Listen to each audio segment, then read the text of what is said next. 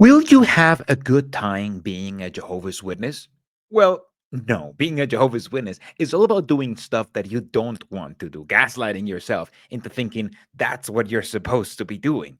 And that is not me, XJW Caleb and Apostate, saying that. That's pretty much what Geoffrey Jackson, member of the governing body, is telling Jehovah's Witnesses in his latest speech released to all his followers.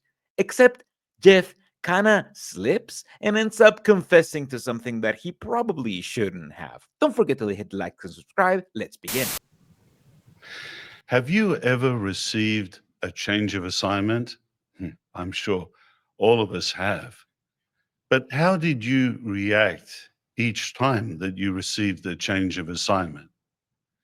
Well, if we're brutally honest, we probably would have to admit our reaction was perhaps not always the same and maybe not as good each time. This is kind of fascinating to me because Jeffrey Jackson here is kind of saying out loud what you can't really say out loud if you are an average Jehovah's Witness, that doing Jehovah's Witness work is actually a lot of work, a lot of hard work, a lot of hard work that you probably don't even want to do. Before that, Jehovah's Witnesses used to say, no, no, no, no, we are the happiest people in the world. The work that we do is the most joyful. And in the meta, if you would say, is that Jehovah's Witnesses would always be practically forced to exclusively share the positive parts of their assignments and to hide the negative parts of their assignments. They should not tell average Jehovah's Witnesses how going preaching in a remote part of the earth was actually pretty shitty, and they actually had a really bad time because they couldn't sleep or whatever. They can't focus on that. What they're supposed to tell Jehovah's Witnesses is that it was super enjoyable and that they should do it next. Geoffrey Jackson is breaking tradition over here by admitting out loud for one of the very first times ever that not just some assignments, but pretty much every assignment is kind of shitty and you're probably not going to enjoy it. For example, in 1978, when I received a letter from the governing body assigning me as a missionary to the South Pacific, I was sad to leave behind my friends and relatives, but I was so excited. I was looking forward to this new door of opportunity to be a missionary in the South Pacific. And through the years, I had a number of assignment changes. But one that stands out in my mind is in 2003. That's when I received another very short letter from the governing body telling me that I was going to be permanently assigned to New York. My reaction? A little different this time. I was shocked, dismayed, overwhelmed, in fact, even horrified. Why? Because I thought I knew where Jehovah wanted me to be. And I certainly didn't expect this change of assignment. Here, Jeffrey Jackson is saying what most Jehovah's Witnesses, again, are forbidden from saying, that they didn't actually want to do what the religion wanted them to do. Except he's saying it with a twist because he wants everyone to infer that, hey, he went to New York and then he got promoted to the governing body. So everything kind of worked out, didn't it? But Jeffrey Jackson kind of slips and say that he was horrified. The decision that the religion had on his life left him horrified. Does this really sound like God's religion? And additionally, I was never had on my wish list working in America. So, with those thoughts running through my mind, I found for about 3 days I could hardly speak to anyone. I was found sitting on a chair, just staring into space, a blank look on my face. Isn't this super telling? Jeffrey Jackson is outright telling Jehovah's Witnesses how miserable he was as a Jehovah's Witness. And we're supposed to just buy it because, hey, he's from the governing body. That is the highest thing you can be as a Jehovah's Witness. Like, he got anointed by Jehovah or whatever, and then got chosen by him to be part of the governing body. So you are supposed to infer that this was all Jehovah's plan. Jehovah's plan was to anoint him, and then for him to be super down and upset because he had been all this time in a part of the world where he was no longer needed, according to the Jehovah's Witnesses. No, he doesn't question it or anything, but he does say how this decision left him depressed, even.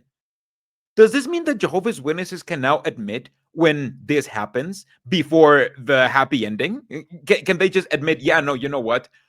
I actually don't want to go to Bethel to work for free for the religion. I actually don't want to go in kingdom halls and whatever. It's actually making me sick having to go to build kingdom halls. Is that now allowed? Well, what can we do when we have a reaction like that to a change of assignment? Well, there are a few things we'd like to discuss with you this morning. The first one is remember what you have promised Jehovah to do. And that's a very important thing to remember. See, here Geoffrey Jackson is telling you that it doesn't matter if you are happy as a Jehovah's Witness. What matters is that you already promised that you were going to do whatever Jehovah taught you to do, or told you to do. And how does Jehovah tell you to do things? Well, through the governing body. So it does not matter if you're happy about it. It does not matter if you enjoy it. What matters is that you promised it already. You are stuck here. There's nothing you can do. You already made a decision. You already got baptized when you were 9. So you have to do this. Otherwise, you will not be doing what you promised, and God's not going to like you. But now let's think of the situation just before his death. He was praying earnestly, and he asked for this cup to be removed. The cup meaning the shameful death as a criminal that could perhaps dishonor Jehovah's name. But then what did Jesus say at the end of that prayer? Yet not as I will, but as you will. So Jesus remembered what he promised, and he remembered Jehovah's will as the prime thing. See, Jehovah's Witnesses want you to think of you as Jesus about to be crucified.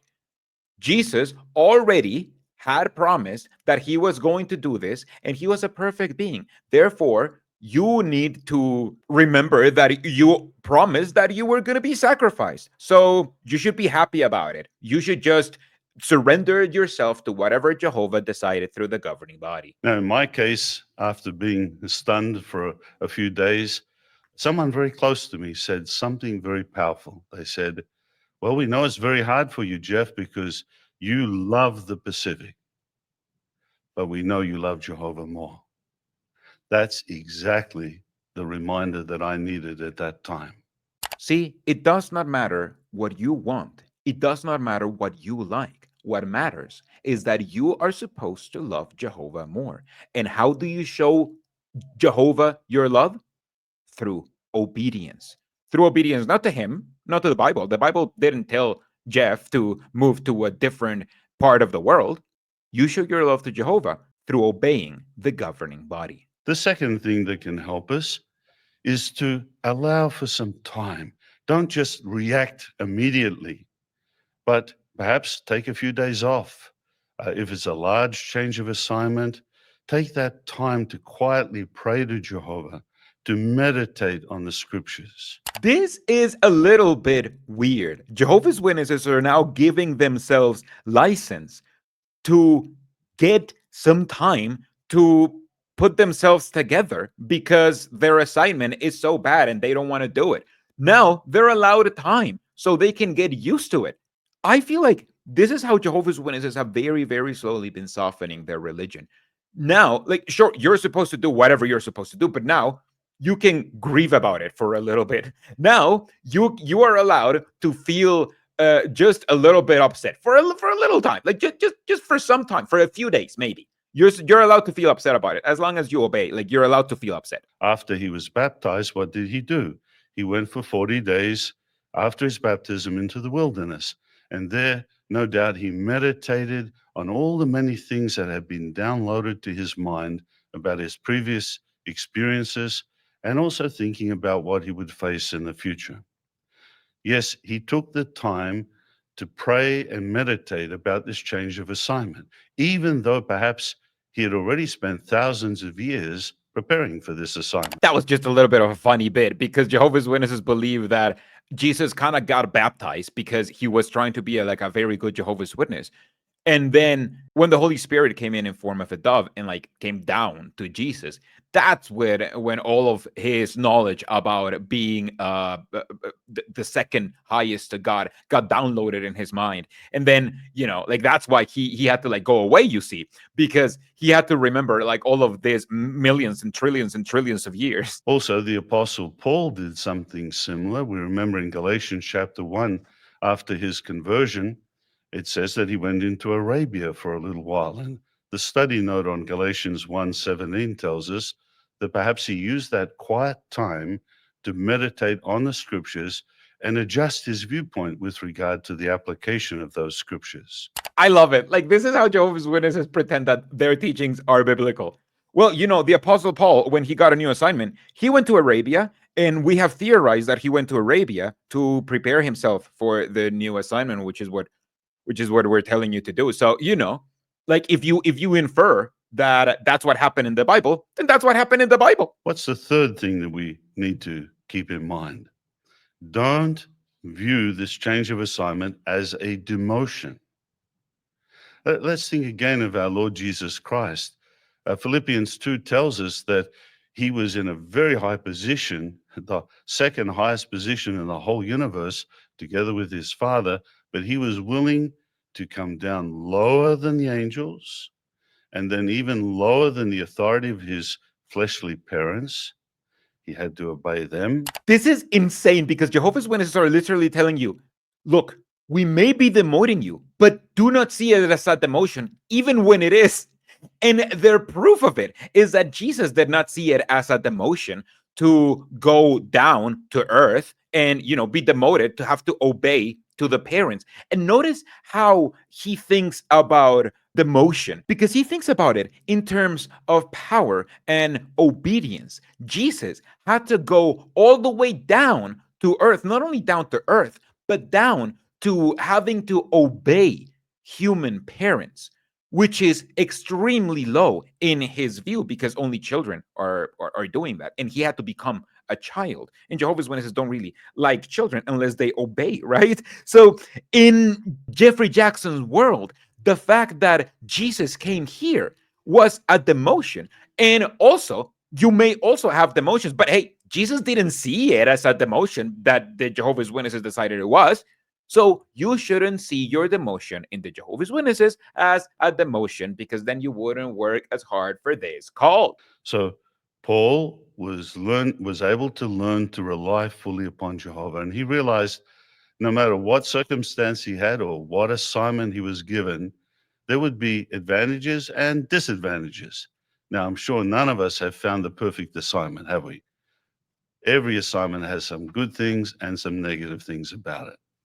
So keeping that in mind helps us to focus on the positive things, the advantages of a new assignment. Again, Geoffrey Jackson is, for the very first time that I can recall, telling Jehovah's Witnesses that they are not going to like doing the work that they're supposed to be doing.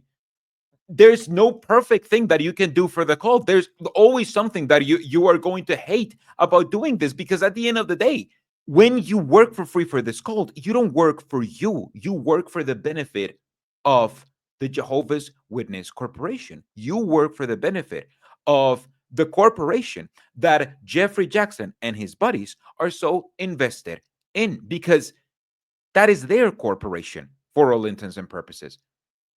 You need to be a cog in the machine. Geoffrey Jackson is telling you that. And Geoffrey Jackson is telling you that you may not like it, especially when you are shifted to whatever other area the Jehovah's Witnesses have decided that you need to do. But you need to enjoy it anyway. And if you can't enjoy it, then at the very least, you need to obey it. So if we face a new assignment, how can we react? Well, remember, if we keep in mind what we promised Jehovah, our relationship with Him, that we would do whatever He asks, if we allow time to get our minds around the assignment and pray about it, if we don't view it as a demotion, if we look for the advantages and we remember the example of others, then certainly we can say to Jehovah, "Here am I, send me." That is the only thing that the governing body want Jehovah's Witnesses to be: obedient. Obedient and ready to go wherever the governing body tells them to go, ready to do whatever the governing body tells them to do. If you don't like it, you may want to take a few days to learn how to like it. You may want to take a few days to remember that you promised that you will do this when you were a child, probably. And you need to take a time to remember that other people are doing it. Other people did it in the Bible, we decided. Other people followed Jehovah in the Bible. So why can't you do what the governing body tells you to do? The issue is, of course, that some Jehovah's Witnesses, after a few days of reflection, realize that, you know what? I'm not going to be okay with this. This is not okay. This is not obeying Jehovah. This is obeying humans. And if I don't want to do it, then maybe I shouldn't have to do it. And if I shouldn't have to do it, then nobody should have to punish me if I don't want to do it. And that is when people go from being a believing Jehovah's Witness to someone like me, XJW Caleb, all grown up and ready to apostatize. But thank you so much for joining me today, especially these guys over here. You can support me and get videos early on Patreon and on YouTube and all of that stuff. You can also help me with a PayPal donation and all of that stuff. I'm thinking about maybe creating a little Discord server, maybe. We'll see. We'll see.